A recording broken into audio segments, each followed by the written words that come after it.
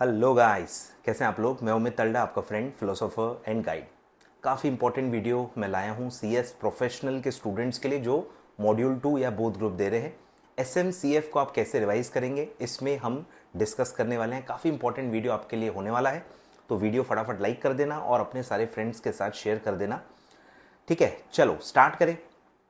एसएमसीएफ जैसे कि आप जानते हैं, SM 40 marks and corporate finance आपके 60 मार्क्स का वेटेज रखता है। एसएम ज़्यादा प्रैक्टिकल है, मतलब ज़्यादा केस स्टडी ड्रिवन है, काफ़ी ज़्यादा सरप्राइजिंग वो आता है। उसके लिए आप ज़्यादा प्रिपेयर नहीं कर सकते। कंसेप्चुअल जो आपको नॉलेज है वो बस आप लेके जा सकते हैं। क्या आएगा, कौन सी फील्ड से रिलेटेड आएगा, आप कुछ ज़्यादा उसके लिए कर नहीं सकते हैं। मतलब वो ऑन द स्पॉट वाला टॉपिक है। ऑन द स्पॉट जितना आप कर पाए, जो आप अपना बेस्ट दे पाए, उतना आप उसमें कर सकते हैं। बहुत ज़्यादा प्लानिंग, बहुत ज़्यादा कुछ उसके लिए प्रिपरेशन आप नहीं कर सकते, ठीक है, क्योंकि उसके लिए बहुत मतलब ऐसा कोई दायरा नहीं है। कुछ भी आ सकता है, कोई भी सेक्टर, कोई भी सेगमेंट से रिलेटेड कुछ भी वो डेटा डाल के पूछ सकते हैं, ठीक है। तो ऑन द स्पॉट वाला मतलब वो ये थोड़ा सा पार्ट है। तो पासिंग की जहाँ तक बात है, एसएम के भरोसे आप अपनी पासिंग न ही रखें, ऐसा मेरा स्ट्रैटेजी रहेगा। ऑन द कॉन्ट्री आप देखेंगे, कॉर्पोरेट फाइनेंस थोड़ा सा एक फ्लेक्सिबल, मतलब एक दायरे में पेपर आता है, बहुत ज़्यादा सरप्राइजिंग नहीं आता है। पढ़ा पढ़ाया, देखा दिखाया, काफ़ी सारा उसमें आपको दिखेगा। इसीलिए मैं हमेशा आपसे सबसे पहला जो मेरा रिकमेंडेशन होगा वो ये होगा कि आपको पहले कॉर्पोरेट फाइनेंस ही सॉल्व करना चाहिए पेपर में। एसएम सेकंड नंबर पे आपको रखना चाहिए।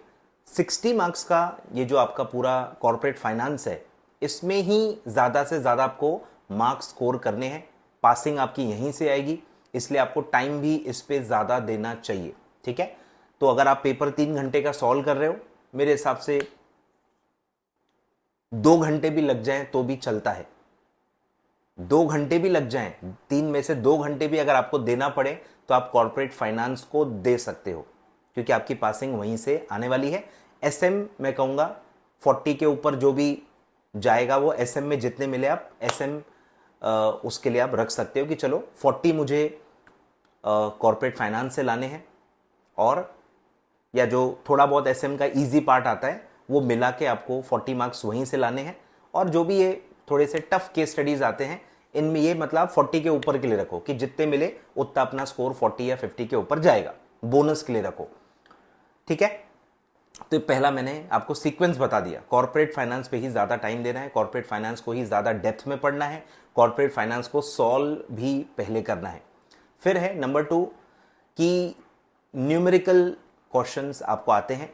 2 क्वेश्चन आ ही रहे हैं, 3 भी आ सकते हैं, मतलब 10 से 15 मार्क का उसका वेटेज हो सकता है। तो ये बहुत क्रीम वाला पोर्शन है। ओल्ड सिलेबस जो आपका था CFL, CS professional, old syllabus के सारे क्वेश्चंस अगर आप करके जाएंगे, देखे दिखाए क्वेश्चन आ रहे हैं, क्योंकि आपका नया नया एग्जाम है। नए नए एग्जाम में थोड़े से इजी क्वेश्चन ही आते हैं, तो उसमें आप कंपैरेटिवली ज़्यादा मार्क्स स्कोर कर सकते हो। तो सेकेंड टिप है कि न्यूमेरिकल्स को अलग से आप टाइम दो। पास्ट जो सिलेबस हुआ है 2017 का, जो सीएस प्रोफेशनल का सिलेबस था, उसके सारे न्यूमेरिकल क्वेश्चंस आप कवर करके जाओ। मेरे रिवीजन नोट्स ऑलरेडी मैंने दे दिए हैं, उसमें अलग से मैंने सारे न्यूमेरिकल क्वेश्चंस उसमें कवर किए हुए हैं, तो वहां से भी आप रेफर कर सकते हैं, ठीक है। तो ये हो गया आपका इंपॉर्टेंट एरिया जहां पे आपको ज़्यादा मार्किंग लानी है। सारे के सारे न्यूमेरिकल्स आपको हाथ से खुद से सॉल्व करके जाने हैं, अच्छे से समझ के जाने हैं, ठीक है। फिर थर्ड लेवल पे आएगा कॉर्पोरेट फाइनेंस के अंदर जो नॉर्मल केस स्टडीज या नॉर्मल क्वेश्चंस आते हैं, वो इंपॉर्टेंट चैप्टर्स तो एज सच मैं ज़्यादा बताता नहीं हूं, पर क्या इंपॉर्टेंट नहीं है ये मैं थोड़ा सा बता दूंगा। कि जैसे आरईआईटी आईएनवीआईटी है, ये चैप्टर दोनों मिला के एक आध क्वेश्चन आता है, मतलब कंटेंट बहुत ज़्यादा है, उतना उसका वेटेज नहीं है। तो उसको आप थोड़ा सा इंपॉर्टेंट या जो मेन चीज़ें हैं उसको ही, उस पर ज़्यादा फोकस कर सकते हो। और बहुत ज़्यादा जो डेप्थ या कॉम्प्लेक्स चीज़ें हैं उनको आप स्किप कर सकते हो, ठीक है। तो उसको आप वेटेज के हिसाब से पढ़ो, उतना ज़्यादा वेटेज उसका नहीं है लेकिन कंटेंट उसके अंदर बहुत ज़्यादा है, ठीक है। तो REIT NVAT पे थोड़ा सा वेटेज के हिसाब से आपको टाइम देना चाहिए। फिर जो आखिरी के 2 चैप्टर्स हैं, प्रोजेक्ट इवैल्यूएशन है, इंटरमीडियरी है, ठीक है। ये भी कंटेंट बहुत ज़्यादा है पर उतना उसका वेटेज नहीं है। मेन इंपॉर्टेंट चीज़ें आप उसमें कवर कर सकते हो, बहुत ज़्यादा ऑफ बीट चीज़ें आप स्किप कर सकते हो, ठीक है। तो ये 3-4 चैप्टर ऐसे हैं जो नॉट सो इम्पॉर्टेंट कैटेगरी में है, बाकी सारे चैप्टर इंपॉर्टेंट है, ठीक है। उसका अच्छा खासा वेटेज है। फॉरेन फंडिंग से भी ज़्यादा आ नहीं रहा है पर वो काफ़ी इंपॉर्टेंट है, कभी भी आपको सरप्राइज कर सकता है वो चैप्टर। उसमें बहुत ज़्यादा कंटेंट है जिस पे कभी भी 10, 12, 15 मार्क का वेटेज वो मतलब उसके आराम से हो सकता है। तो फॉरेन फंडिंग मेरे हिसाब से आप अच्छे से कवर करके जाइए, उसका उतना मतलब पोटेंशियल है, अच्छा टॉपिक है वो, और ओल्ड सिलेबस में भी काफ़ी ज़्यादा वेटेज उसका रह चुका है, ठीक है। तो ये हो गया। और फिर लास्ट में आपको SM कवर करना है। SM में कुछ भी आ रहा है, SM में कोई ऐसा ट्रेंड नहीं है, ठीक है। अब धीरे धीरे क्या हो रहा है, केस स्टडी वाला जो एलिमेंट है वो बढ़ते जा रहा है।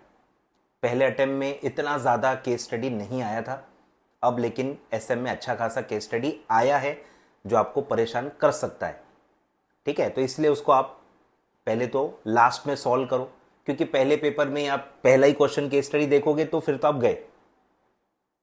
पहली बॉल पे आप छक्का मारना चाह रहे हो और आपकी डंडी उड़ गई, ऐसा वाला काम हो जाएगा। तो SM पहले सॉल्व नहीं करना है। भले आपको लगता होगा कि आपका स्ट्रेंथ है, आपको बहुत अच्छे से सब आता है, फिर भी नहीं करना है। और पहले 15 मिनट पेपर देखने का आपको मिलता ही है, उसमें ही आपको जजमेंट आ जाएगा। जो भी चीजों में आपको आंसर बनाने पड़ते हैं वो कभी भी पहले सॉल्व नहीं करना चाहिए, क्योंकि आप उसमें आपको टाइम बहुत ज्यादा लगेगा। एक तो आप डर जाओगे, दूसरा आपको टाइम बहुत ज्यादा लगेगा। सिर्फ SM को ही फिर आप 1.5 से 2 घंटे लगा दोगे, ये प्रॉब्लम होगी। ऐसा नहीं मैं बोल रहा हूं कि आपको जमेगा नहीं, जम तो जाएगा पर एट व्हाट कॉस्ट। टाइम बहुत ज्यादा लग जाएगा, आप डर बहुत जाओगे, और फिर उसका जो नेगेटिव इंपैक्ट है वो कॉर्पोरेट फाइनेंस पे आएगा, जिससे आपकी पासिंग आने वाली है। इसीलिए मैं नहीं चाहता ऐसा हो। तो आप SM पहले सॉल्व मत करो, ये मेरा रिकमेंडेशन है। अगर आप मेरा रिकमेंडेशन फॉलो कर रहे हो, मेरे स्टूडेंट हो, तो मैं आपको हक से बोल सकता हूं, ठीक है। तो मेरे स्टूडेंट्स जो है, मेरे जो लेक्चर बायर्स हैं, प्लीज SM पहले सॉल्व न करें, क्योंकि इसमें बहुत ज़्यादा दिमाग लगाना पड़ता है, बहुत सोच सोच के आंसर लिखने पड़ते हैं, तो आपका टाइम बहुत ज़्यादा वेस्ट हो जाएगा। और ऐसा ना हो कि जो आपको आता था, अच्छे से आपने पढ़ा हुआ है, देखा दिखाया आया हुआ है, और वही लिखने को आपको टाइम नहीं मिल रहा। ये ब्लंडर आप नहीं कर सकते CS प्रोफेशनल लेवल पे, ठीक है। तो पहले कॉर्पोरेट फाइनेंस इसलिए सॉल्व करना है। तो ऐसा मेरे हिसाब से रहेगा। और लास्ट पॉइंट रहेगा अमेंडमेंट्स। पिछले अटेम्प्ट में अमेंडमेंट पे भी अच्छे खासे क्वेश्चंस आए हैं, और सब मैंने यूट्यूब पे पढ़ाए हुए आए हैं, ठीक है। ये अटेम्प्ट के भी अमेंडमेंट्स आ जाएंगे, बहुत जल्द आएंगे, मेरे लिए आप वेट कर सकते हो, ठीक है। अमेंडमेंट सब मैं पढ़ाऊंगा, टेंशन मत लो। बहुत ज़्यादा भी अमेंडमेंट्स नहीं हैं, अलग से आप अमेंडमेंट्स मेरे वीडियोस से कवर करके 2-3 बार रिवाइज भी कर लोगे, ठीक है। उसका आप टेंशन मत लो, पर आपको अमेंडमेंट्स कवर करके जाने हैं, उसको बिल्कुल भी आप कम मत आको, क्योंकि अच्छा खासा अमेंडमेंट पे पिछले अटेम्प्ट में क्वेश्चंस आ चुके हैं, ठीक है। तो ये 3-4 एरियाज हैं, न्यूमेरिकल्स, अमेंडमेंट्स, फिर जो मैंने बताया कि क्या इंपॉर्टेंट नहीं है, उसके अलावा जो है वो आपको अच्छे से डिटेल में करने हैं। और सबसे लास्ट में आपको रखना है SM में भी मैं बता रहा हूं, केस स्टडीज के लिए आप अलग से कुछ भी खास कर नहीं सकते, बस उसका जो कंटेंट है, जो उसकी थ्योरी है, वो आप अच्छे से समझ लो कि स्ट्रेंथ क्या होते हैं, वीकनेस क्या होते हैं, ये क्या होते हैं, विजन स्टेटमेंट क्या होता है, मिशन स्टेटमेंट क्या होता है, कोई और स्ट्रैटेजी आप पढ़ रहे हो, कोई आप थ्योरी पढ़ रहे हो, तो उसकी अंडरस्टैंडिंग आपको होनी चाहिए। बाकी फिर वो कैसे अप्लाई करना है क्वेश्चन पढ़ के, वो थोड़ा सा आपको on the spot, on the go, जितना आपको दिमाग चलेगा उसके हिसाब से वो होगा। बहुत ज़्यादा प्री प्लानिंग करके आप नहीं जा सकते, ठीक है। तो ये सब है मेरे हिसाब से, आपको ऐसा करना चाहिए। मेरे नोट्स ऑलरेडी दिए हुए हैं, न्यूमेरिकल क्वेश्चन ओल्ड सिलेबस के कंपाइल करके एक वीडियो ऑलरेडी मैंने दे दी है। जून का पेपर भी मैंने पढ़ाया हुआ है, दिसंबर का भी जो न्यूमेरिकल होगा या थोड़ा बहुत कुछ टफ क्वेश्चन अगर आए हैं जो मुझे लगता है आपको मुझे पढ़ाने चाहिए तो वो भी मैं एक आध वीडियो दिसंबर 24 पेपर के डिस्कशन का भी आएगा, ठीक है। दिसंबर 24 पेपर डिस्कशन आएगा और अमेंडमेंट्स इसमें आने वाले हैं। न्यूमेरिकल्स का कंपाइलेशन ऑलरेडी मैंने डाला हुआ है ओल्ड सिलेबस का, तो वो मैं लिंक डिस्क्रिप्शन में दे देता हूँ, आप उसको रेफर कर सकते हो। और कुछ कुछ जो वीडियोस मेरे डले हुए हैं उसका भी लिंक मैं डिस्क्रिप्शन में डाल देता हूँ। चैप्टर वाइज वेटेज दोनों अटेम्प्ट का भी दिया गया है, वो भी मैं लिंक डिस्क्रिप्शन में दे देता हूँ। और मैंने रिविजन नोट्स भी प्रॉपर आपको दिए हुए हैं जिससे आपको रिवाइज करना चाहिए मेरे हिसाब से, वो भी मैं लिंक डिस्क्रिप्शन में दे देता हूँ, ठीक है। सारा रेलेवेंट मटेरियल डिस्क्रिप्शन में दे देता हूँ। डिस्क्रिप्शन में जाके आप सारे वीडियोस और नोट्स के लिंक चेकआउट कर सकते हैं और इसके हिसाब से पढ़ाई कर सकते हैं, ठीक है। कुछ और अगर आपके मन में सवाल हैं तो आप कमेंट बॉक्स में पूछ सकते हैं, मैं डेफिनेटली आपको रिप्लाई करूंगा। बस आपको वीडियो लाइक करना है सर, और आपको इसको शेयर करना है अपने सारे फ्रेंड्स के साथ, ठीक है, ताकि मेरा वीडियो ज़्यादा से ज़्यादा स्टूडेंट्स तक पहुंचे। All the best, thank you so much for watching.